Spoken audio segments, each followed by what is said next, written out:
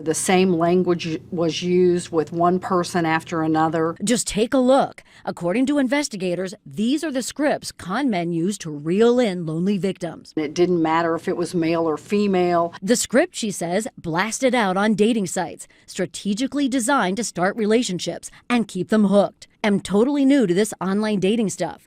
I feel as if you are right here beside me. There are hundreds, thousands of people out there who have been defrauded. NJ fell hard for a man who called himself Sam West. It was like we knew each other. He said he was living overseas for work, but West was not who he said he was. I felt real embarrassed. We found the real Sam West, a former government agent whose name and location were used in the scheme. We're keeping his identity secret. It still impacts my life years later. NJ and West, both victim to a multi-million-dollar Nigerian crime ring, according to prosecutors, operating in the U.S. for years. Nothing would have happened to them in Nigeria for doing these crimes because it was Americans who were their targets. The scheme uncovered all the way here in Gulfport, Mississippi, after NJ's online boyfriend sent her a box filled with cell phones and told her to ship it to Africa.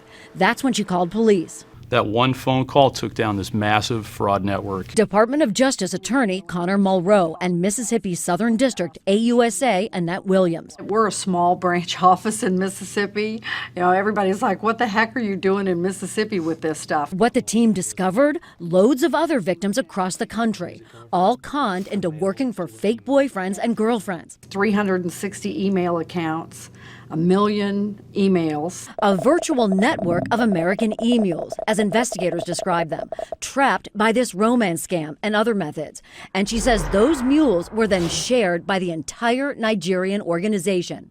Do you have somebody that can move this money for me or mail this package for me?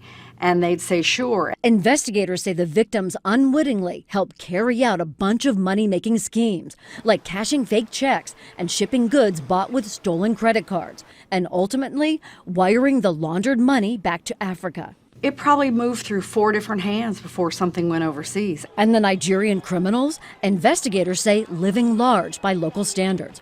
Homeland Security Investigations Agent Todd Williams. Bragging about the money that they were stealing from Americans. Investigators spent years tracking down the criminals behind the con.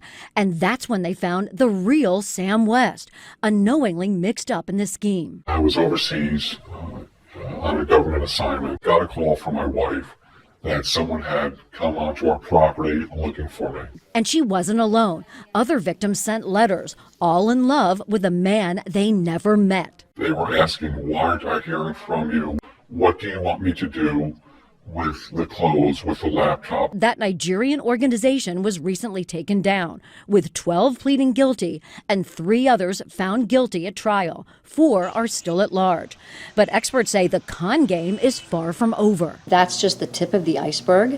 It is. West Africa, according to security expert Mark Noonan-Coven, a growing hotbed of fraudulent activity. It seems far more collaborative. Cybercrime is a team sport there. A group effort, he says, like no other in the world. We've seen about $2 billion in the last year, and that's just in cash. And don't think it's the same old Nigerian prince scheme. Really what these are really finely tuned, sophisticated schemes that are targeted to separate you from your money. He says the West African attack is all about mind games. This region is far more focused on that social con, on that trick. And he says those mind games are used by the area more than countries like Russia or China, who have more of a technical or scientific approach.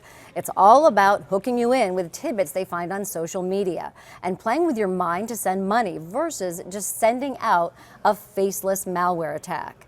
For CNBC, I'm Andrea Day.